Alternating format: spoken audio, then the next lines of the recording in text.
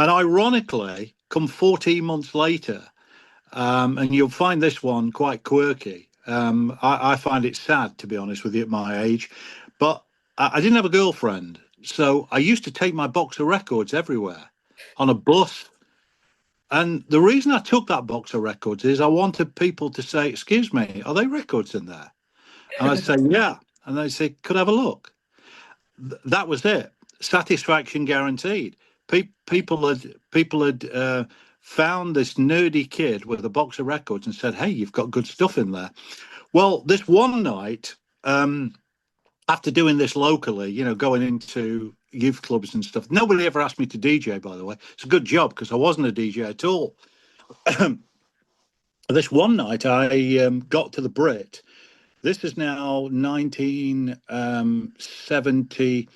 I'm tempted to say late 72. I'd left school by then.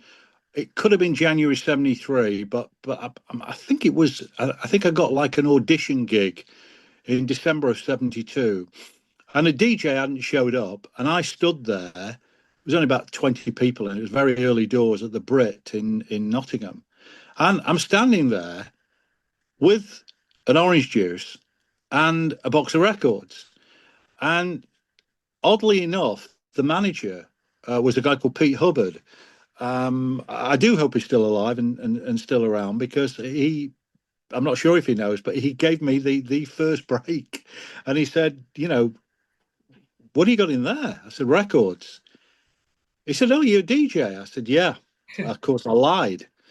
Um, he said, "Oh, right." He says, "Only I've got a bit of a problem with the Friday night DJ. He's not going to make it tonight," he says, "although he'll try. I'll know in 15, 20 minutes." Now people are starting to come in and there's no music on.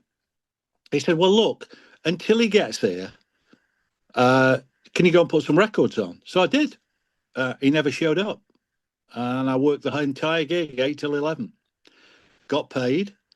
He then rang me in the week at my mother's house, and he said the Friday night guys left. He's gone to another venue actually. That was better paid.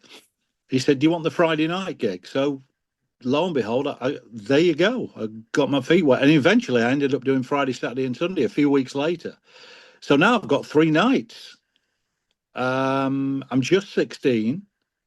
And I thought, this is the best job in the world.